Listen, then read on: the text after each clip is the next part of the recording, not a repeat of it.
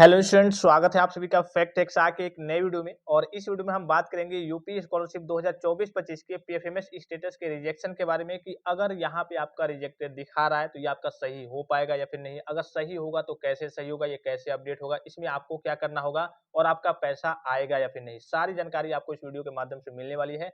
सबसे पहले तो सभी स्टूडेंट से रिक्वेस्ट करूंगा कि स्कॉलरशिप के अपडेट्स के लिए आप सभी स्टूडेंट चैनल को सब्सक्राइब कीजिए, बेल आइकन को प्रेस करके ऑल पे क्लिक कर लीजिए और टेलीग्राम चैनल को जरूर ज्वाइन कर लीजिए। आपको मालूम है यहाँ से आपको स्कॉलरशिप से संबंधित हर एक प्रकार की ऑफिशियल और ऑथेंटिक जानकारी सबसे पहले मिलती है। देखिए पहले जैसे नहीं है, पहले क्या होता था, 2-4 साल पहले की बात करें तो बच्चे अपना फॉर्म फिलअप करके कॉलेज में जैसे ही सबमिट करते थे, मामला खत्म कि अब चलिए मेरा पैसा आएगा, बैंक अकाउंट वगैरह चेक कर लिया जाएगा। लेकिन अब स्थिति ऐसी नहीं है, अब सारे काम आपके डिजिटली किए जा रहे हैं, बहुत सारे बदलाव वगैरह किए जा रहे हैं। देखा होगा आपने, पिछली बार भी नोटिफिकेशन जारी हुआ था इनकम सर्टिफिकेट को लेकर के, लेकिन पिछली बार छूट मिल गई थी। जो पिछली बार वाले बच्चे थे, इस बार उन्होंने रिन्यूअल किया था तो उनका पैसा आ गया था। लेकिन इस बार जिन्होंने अपने नाम का इनकम सर्टिफिकेट लगाया था, बहुत सारे बच्चों का देखा होगा आपने फॉर्म वगैरह रिजेक्ट हो गया था। मैंने आपको स्टेटस वगैरह प्रोवाइड किया था कि बहुत सारे बच्चों का उसमें करिए कि अपने नाम का इनकम सर्टिफिकेट लगाने के चक्कर में फॉर्म रिजेक्ट हो गया था। जाहिर सी बात है कि उसमें तो कुछ करना नहीं था भाई, 100 रुपये या 150 का आपका जो भी इनकम सर्टिफिकेट बनता है आपके नाम का या फिर अपने पिताजी के नाम का, अगर आपके पास ये जानकारी होती कि हाँ आपको अपने नाम का नहीं लगाना है, तो इसके छोटी सी जानकारी के अभाव में देखिए आपका फॉर्म रिजेक्ट हो गया, आपका कितना ज्यादा नुकसान हो गया। तो अब स्कॉलरशिप पाने के लिए आपको करिए कि अब चूंकि यहाँ जुड़े रहे चाहे कहीं पे जुड़े रहे, जुड़े जरूर रहेंगे जब तक आप पढ़ाई वगैरह कर रहे हैं। स्कॉलरशिप का अगर आपको लाभ चाहिए तो हर एक अपडेट से आपको कल के रूबरू होना होगा। यहाँ पर देखिए बहरहाल रिजेक्शन के बारे में बात करते हैं, ये आपका रिजेक्ट होता क्यों है और हो गया है तो ये आपका कैसे अपडेट होगा। देखिए यहाँ पे इधर डिस्क्रिप्शन में आपको बहुत सारी चीजें देखने को मिलेंगी, ठीक है।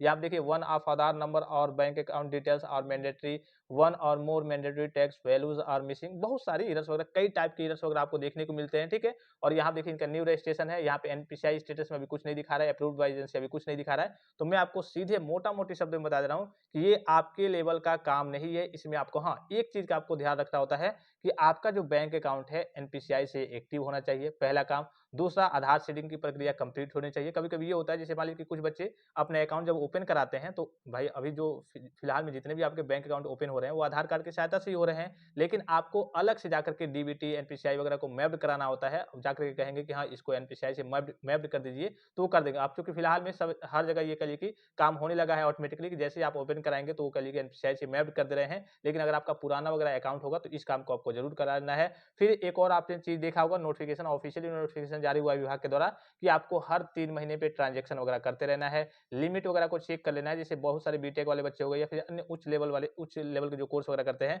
जैसे बीटेक की बात करें तो 83,000 स्कॉलरशिप आती है एससी एसटी के बच्चों की, किसी की 60,000 आती है, किसी की 50,000 आती है, किसी की 48,000 आती है। अब मान लीजिए कि किसी बच्चे की 83,000 स्कॉलरशिप आनी है और उसके बैंक में लिमिट है कि हाँ आपका बैंक 50,000, ठीक है, 50,000 तक का ही लेन देन हो पाएगा। इसमें आपके बैंक में लिमिट है कि हाँ 50,000 तक का ही लेन देन हो पाएगा। तो इस केस में जब इतना पैसा भेजा जाएगा तो पैसा करिए कि नहीं जा पाएगा वहां पे, और उसके बाद से आपका पेमेंट फेल हो जाएगा, फिर पता नहीं दोबारा पैसा भेजा जाएगा या फिर नहीं। पिछली बार भी बहुत सारे बच्चों के सामने इस प्रकार की समस्या वगैरह आई थी। तो चलिए ये तो चीज है कि आपको देख लेना है एनपीसीआई वगैरह, आप ऑनलाइन तरीके से घर बैठे भी चेक कर सकते हैं कि एनपीसीआई से एक्टिव है या फिर नहीं, ठीक है। इन सारी चीजों को, लिमिट के बारे में जानकारी चाहिए तो आप कस्टमर केयर से बात कर सकते हैं कि हाँ इसमें कोई लिमिट तो नहीं लगा हुआ है। ये सारी चीज आप अपने स्तर से पता कर लेंगे।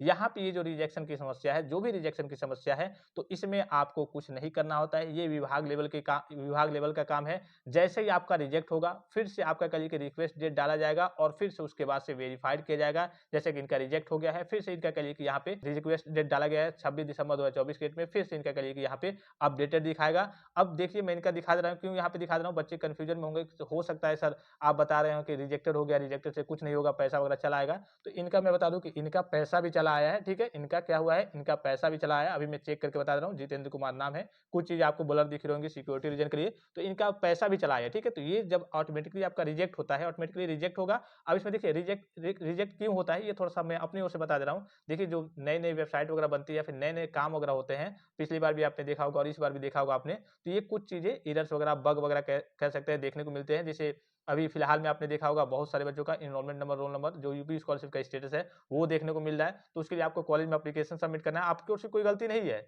जिसकी ओर से गलती है चलिए उनका तो वही शो कर ही रहा है, आपकी ओर से कोई गलती नहीं है फिर भी वही शो कर रहा है, तो उसमें आपकी ओर से कुछ नहीं, बस कॉलेज लेवल पे एप्लीकेशन देना होता है। लेकिन इसमें ये जो है पैसा भेज जाने वाला जो पीएफएमएस पे रिजेक्शन का काम है, इसमें आपको कुछ नहीं करना होता है, या ऑनलाइन तरीके से काम होते हैं। कभी कभी बहुत सारे बच्चों का वहाँ पे, जैसे मान लीजिए कि सपोज कीजिए कि आपका मोबाइल नंबर है कई जगह पे लगा हुआ है, या फिर जो भी हो, आपके भाई बहन वगैरह हो, या फिर कई जगह और आपका यूज यूज हुआ होगा कहीं और पे। तो इस तरीके से पीएफएमएस पे रिजेक्शन की समस्या वगैरह देखने को मिलती है। ये मैं अपनी ओर से आपको बता रहा हूँ कि ये स्थिति हो सकती है या फिर कोई टेक्निकल एरर्स वगैरह हो सकते हैं, जिसके कारण से यहाँ पे आपका रिजेक्ट होता है और फिर से ये ऑटोमेटिकली विभाग के द्वारा अपडेट किया जाता है, उसको वेरीफाई किया जाता है। चलिए मैं आपको इनका पैसा चेक करके बता रहा हूँ। नाम है इनका जितेंद्र कुमार, ठीक है। इनका पैसा कितना आया है अभी सारी चीजें, ये तो बेनिफिशियरी डिटेल्स है।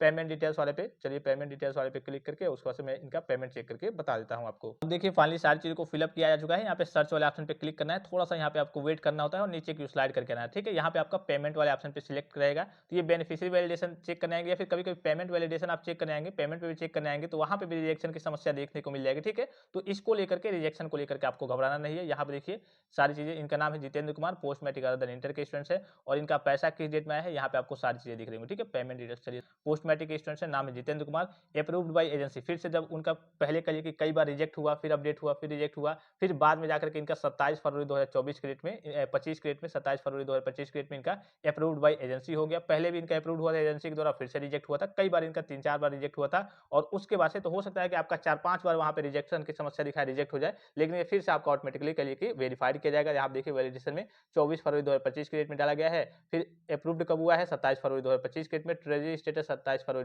2025 के डेट में साइन हो गया है और उसके बाद से देखिए 28 फरवरी 2025 के डेट में इनका पैसा चला आया है। यहाँ देखिए क्रेडिट स्टेटस में यहाँ पे पेमेंट सक्सेस दिखाएगा और किस डेट में पैसा आया है, ट्रांजैक्शन आईडी क्या है, बैंक ट्रांजैक्शन डेट क्या है, वो सारी चीज यहाँ पे आपको देखने को मिल जाएंगी। 28/2/2025 के डेट में इनका पैसा चला आया है, नाम है इनका जितेंद्र कुमार, ठीक है। तो इस तरीके से अगर आपके में रिजेक्शन की समस्या आ रही है तो आपको बिल्कुल भी घबराने की जरूरत नहीं है और किसी प्रकार का संदेह हो, कोई जानकारी चाहिए तो आप कमेंट बॉक्स में कमेंट करके पूछ सकते हैं। फिलहाल इस वीडियो में इतना ही, इजाजत दीजिए, धन्यवाद, थैंक्स फॉर वॉचिंग, मिलते हैं नेक्स्ट वीडियो में।